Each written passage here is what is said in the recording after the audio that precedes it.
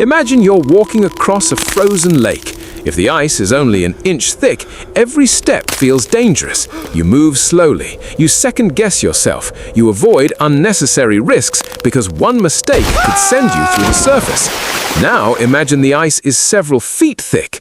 You're still walking across the same lake, but you're walking differently. Not because you're stronger, because you're safer. That's exactly what savings does. Your daily life may look almost identical, but underneath it, the foundation has changed.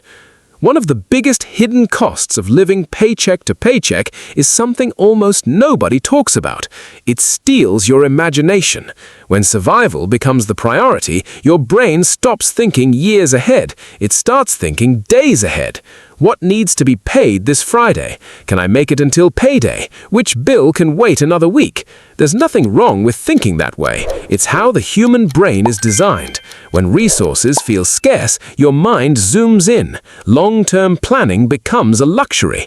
That's why financial stress often feels like running on a treadmill. You're moving constantly, but never actually arriving anywhere. Saving your first $10,000 doesn't instantly make you wealthy. What it does is give your mind permission to think beyond next week. For the first time, you begin planning instead of reacting. That shift is priceless. Think about every major decision you've ever made. Changing jobs, moving cities, starting a business, going back to school. Almost all of them involve uncertainty. The problem is, uncertainty feels much more dangerous when your savings account is nearly empty. Even opportunities start looking like threats. A better job might require waiting 3 weeks before your first paycheck. A certification could increase your income later, but costs money today. Starting a side business may require buying equipment before you earn your first dollar. Without savings, even good opportunities can become impossible. Not because they're bad decisions, because your current situation can't absorb the temporary discomfort. That's why people often confuse financial stability with confidence. Confidence usually comes after stability, not before. Here's something interesting. The day you finally save $10,000 probably won't feel dramatic. No fireworks, no celebration, no dramatic movie soundtrack. You'll likely open your banking app while waiting in line somewhere. You'll notice the number, maybe smile, maybe take a screenshot. Then you'll put your phone away. Externally, nothing changes. Internally, everything starts changing because your brain quietly realizes something. I'm no longer one emergency away from starting over. That realization is incredibly powerful. Unexpected expenses never disappear. Life doesn't suddenly become easy. Your washing machine can still fail. Your roof can still leak. Your dog can still need surgery. The difference is simple. Before savings, every emergency competes with your survival. After savings, it competes with your convenience. That's an entirely different experience. One creates panic, the other creates inconvenience, and inconvenience is much easier to solve than panic. Money also changes your conversations, not because you're showing off, because desperation disappears. Imagine negotiating a salary. If you absolutely need the job, your negotiating power almost disappears. You're afraid to ask for more, afraid to lose the offer, afraid to seem difficult. Now imagine having several months of expenses saved. Suddenly, you're negotiating differently. You ask questions, you compare offers, you take time to think. You're no longer trying to escape danger, you're trying to choose the best future. The words coming out of your mouth haven't changed, but the confidence behind them has. There's another change that's surprisingly emotional. You stop measuring every purchase by immediate survival. Instead, you start measuring purchases by value. You ask different questions. Will I still like this a year from now?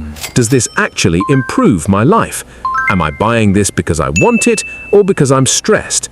That last question changes everything. Financial pressure often disguises emotional spending. We buy comfort, distraction, status, relief, not because we need the object, but because we need the feeling. Ironically, once your savings grow, many of those urges begin fading, because the thing you were really looking for wasn't another purchase, it was security. People often think wealth starts when investments begin outperforming your salary. I don't think that's the first milestone. The first milestone happens much earlier. It's the moment your money begins protecting your peace.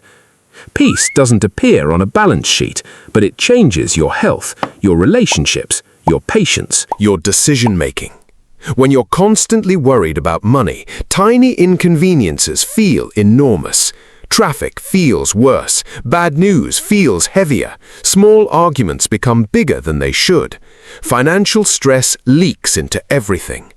Remove even part of that pressure, and you become a different version of yourself.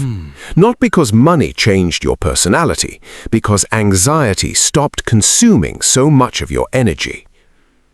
Here's something I wish more people understood. Saving your first $10,000 isn't impressive because of the number. It's impressive because of the habits required to reach it. Nobody accidentally saves that amount. You learn to delay gratification. You learn consistency. You learn patience. You learn that progress often looks boring. Month after month, small deposits, no applause, no viral success story, just quiet discipline. Those habits don't disappear once you reach the goal. They become part of your identity. And identity is what creates long-term wealth, not motivation. Eventually, something surprising happens. You stop obsessing over the balance itself. Instead, you become interested in what the balance allows you to do. Take a career break, help your parents, travel without debt, invest during market crashes, sleep without constant worry.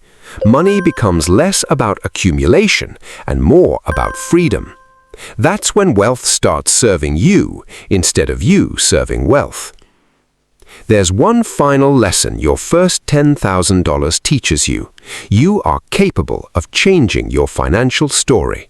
For years, you may have believed you were simply bad with money, or that saving wasn't realistic, or that financial security was only for people with higher incomes. Then one day, your own account proves otherwise. Nobody can argue with evidence sitting in your own name. That proof changes something deeper than your finances. It changes your belief about what's possible next. Because once you've built $10,000, saving $20,000 no longer feels impossible. Then $50,000 becomes imaginable. Then 6 figures become a goal instead of a fantasy. Every larger milestone begins with believing the first one was possible.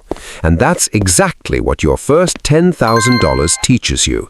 Not that you've finished the journey, but that you finally started building a life where money works for you instead of constantly working against you. That is why your first $10,000 isn't the most important amount because of its size. It's the most important because it changes the person earning it. And once that person changes, the numbers usually keep following.